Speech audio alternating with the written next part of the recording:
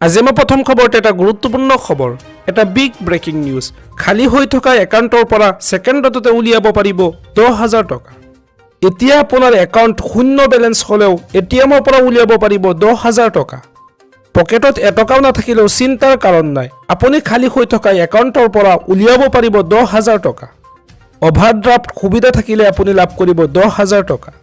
যিসকলৰ জনধন একাউণ্ট আছে তেওঁলোকে লাভ কৰিব এই সুবিধা। খালী একাউণ্টৰ পৰা ধন উলিয়াবলৈ আপুনি বেংকলৈ যোৱাৰ কোনো প্ৰয়োজন নাই। যিকোনো এটিএমৰ পৰা ছেকেণ্ডতে উলিয়াব পাৰিব 10,000 টকা। অভাৰড্ৰাফ্ট সুবিধা ল'বলৈ আপুনি প্ৰথমে বেংকত ধন জমা নথলেও হ'ব। জনধন একাউণ্ট থকা লোকৰ ধন শূন্য হৈ থাকিলেও লাভ কৰিব এই সুবিধা। পিছত আপুনি এই ধনৰাশি সুদসহ ঘূৰাই দিব লাগিব বেংকত। আজি আমাৰ পৰৱৰ্তী খবৰটো এটা গুৰুত্বপূৰ্ণ খবৰ, এটা বিগ ব্ৰেকিং নিউজ। বিনামূলীয়া চিলাই মেচিন কিনাৰ বাবে ধন দিব চৰকাৰে। এই আঁচনিৰ বাবে প্ৰথমে চৰকাৰে আপোনাক দিব চিলাইৰ প্ৰশিক্ষণ। চিলাইৰ প্ৰশিক্ষণ শেষ হোৱাৰ পিছত আপোনাক চৰকাৰে দিব ধন। চিলাই মেচিনৰ বাবে 15,000 টকা দিব আপোনাক চৰকাৰে। বিশ্বকৰ্মা আঁচনিৰ অধীনত লাভ কৰিব এই সুবিধা। লাখ লাখ মহিলাই চিলাই মেচিন ক্ৰয়ৰ বাবে কৰিব লাগিব এইকেইটা কাম। চিলাই মেচিন পাবৰ বাবে নিজকে প্ৰথমতে দৰ্জী হিচাপে প্ৰমাণ কৰিব লাগিব আৰু তাৰ বাবে আপুনি ল'ব লাগিব প্ৰশিক্ষণ। আবেদন কৰাৰ প্ৰক্ৰিয়াও একেবাৰে সহজ। সমীপতে থকা CSC কেন্দ্ৰলৈ গৈ এই আঁচনিৰ বাবে পঞ্জীয়ন কৰিব লাগিব আৰু ইয়াৰ বাবে প্ৰয়োজন হ'ব আপোনাৰ আধাৰ কাৰ্ড। আবেদন কৰাৰ পিছতে আপোনাৰ প্ৰশিক্ষণ আৰম্ভ হ'ব। আপোনাক প্ৰশিক্ষণৰ সময়ত প্ৰতিদিনে চৰকাৰে দিব 500 টকাকৈ। প্ৰশিক্ষণ অন্ত পৰাৰ পিছত সামগ্ৰী কিনাৰ বাবে দিব 1500 টকা। বিশ্বকৰ্মা আঁচনিৰ ৱেবছাইটলৈ গৈ পৰীক্ষা কৰক সমস্ত তথ্য। আৰু বিশ্বকৰ্মা আঁচনিৰ ৱেবছাইটটো হৈছে pmvishwakarma.gov.in। এটা বিগ ব্ৰেকিং নিউজ। বতৰে ল'ব সংহাৰী ৰূপ, ৰাজ্যত জাৰি কৰা হৈছে য়েল্লো এলাৰ্ট। ৰাজ্যত পুনৰ বতৰে ল'ব সংহাৰী ৰূপ। ইতিমধ্যে ৰাজ্যৰ কেইবাখনো জিলাত জাৰি কৰা হৈছে য়েল্লো এলাৰ্ট। বতৰ বিজ্ঞান কেন্দ্ৰই দিলে সতৰ্কবাণী।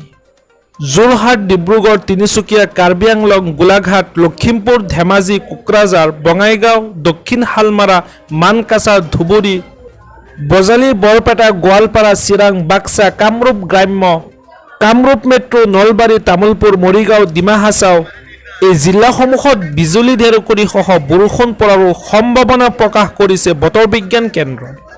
ইয়াৰ পৰৱৰ্তী খবৰটি খুবেই গুৰুত্বপূৰ্ণ, এটা বিগ ব্ৰেকিং নিউজ। চাঞ্চল্যকৰ ঘটনা সংঘটিত হৈছে এইখন অসমতেই। প্ৰেমিকক অপহৰণ প্ৰেমিকাৰ। প্ৰেম হেনো ঈশ্বৰৰ দান, প্ৰেমত ঘূৰে ভূমণ্ডল, প্ৰেমত ঘূৰে ত্ৰিভুৱন, প্ৰেমত ফুলে শতদল। প্ৰথমে ফেচবুকত চিনাকি, তাৰ পিছত গভীৰ প্ৰেম, প্ৰতিশ্ৰুতি, বিশ্বাস আৰু কিছু মিঠা মিঠা সপোন। এইবাৰ প্ৰেমত পৰিল সোণতলীৰ হুকুম। মৰিগাঁৱৰ এগৰাকী যুৱতীৰে প্ৰেমত আকুল বিকুল হুকুম। শয়নে সপোনে হুকুমৰ জীৱনত কেৱল মৰিগাঁৱৰে সেই বিশেষ যুৱতীগৰাকীক লৈ সপোন দেখিছিল হুকুমে। যুৱতীগৰাকীক লৈ নিজৰ জীৱনৰ মিঠা মিঠা কাহিনী ৰচনা কৰিছিলে হুকুমে। ফেচবুকৰ চিনাকি প্ৰেয়সীক লগ কৰাৰ ইচ্ছা হুকুম দপলীয়া আহিল গুৱাহাটীলৈ। কিন্তু তাৰ মাজতে আহিল কিছু ছাছপেন্স আৰু কিছু শিহৰণকাৰী, হুকুমে কেতিয়াও কল্পনা নকৰা ঘটনা। হুকুমৰ এই কাহিনী চলি থকাৰ মাজতেই অৱশেষত গুৱাহাটীৰ পৰা প্ৰেমিকাই প্ৰেমিকক অপহৰণ কৰি দাবী কৰিলে 5 লাখ টকা। 1.5 লাখ টকাৰ 1,30,000 টকা আমি চৰকাৰৰ পৰা ৰাজ সাহায্য হিচাপে পৰিয়ালটোক আমি তুলি দিম। অৰ্থাৎ মাত্ৰ 20,000 টকাহে পৰিয়ালটোৱে খৰচ কৰিব লাগিব আৰু 1,30,000 টকা ৰাজ্য আৰু কেন্দ্ৰীয় চৰকাৰে দিব। আমাৰ অসমত 170 ঘৰ পৰিয়ালে ইতিমধ্যে আমাৰ আঁচনিৰ জৰিয়তে এই পেনেল স্থাপন কৰিছে আৰু 2 লাখ ৰাইজে, 2 লাখ ব্যক্তিয়ে এই পেনেল স্থাপন কৰাৰ বাবে আমাক আবেদন কৰিছে। অৰ্থাৎ আমি যেতিয়া 2 এদিনতে মই গুৱাহাটীত প্ৰেছ কনফাৰেন্স এখন কৰিও সেই পৰিয়ালসকলক মই মাতি তেওঁলোকৰ হতুৱাই তেওঁলোকৰ অভিজ্ঞতা বৰ্ণনা কৰাম। তেওঁলোকে আমাক জনোৱা মতে সৌৰশক্তিৰ পেনেল লগোৱাৰ পিছত দিনতে কাপোৰ ধুৱে, দিনতে ফেন চলায়, দিনৰ ভাগত তেওঁলোকৰ বিদ্যুতৰ মিটাৰত এটকাও বিল নহয়। অকল ৰাতি তেওঁলোকৰ বিল হয় যেতিয়া সৌৰশক্তি বা সূৰ্য অস্ত যায়। সৰ্বমুঠ তেওঁলোকে হিচাপ কৰি দেখিছে যে আগতে যদি 100 টকা ইলেক্ট্ৰিচিটি বোৰ্ডক দিছিলে, এতিয়া তেওঁলোকে মাত্ৰ 15 টকা দিব লাগে। অৰ্থাৎ 85% ইলেক্ট্ৰিচিটিৰ খৰচ তেওঁলোকে পেনেল লগোৱাৰ পিছত দিবলগীয়া হোৱা নাই।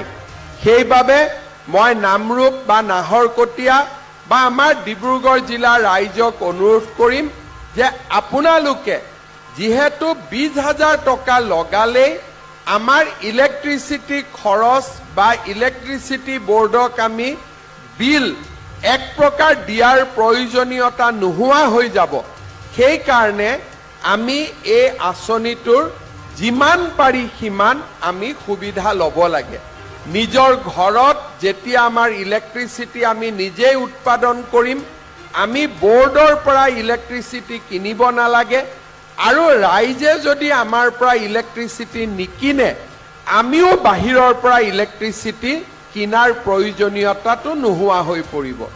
আজি আমি ৰাইজক 6 টকা প্ৰতি ইউনিটত ইলেক্ট্ৰিচিটি দিওঁ আৰু মহাৰাষ্ট্ৰ, তামিলনাডু আদি ৰাজ্যৰ পৰা আমি 10 টকাত ইলেক্ট্ৰিচিটি কিনিব লাগে।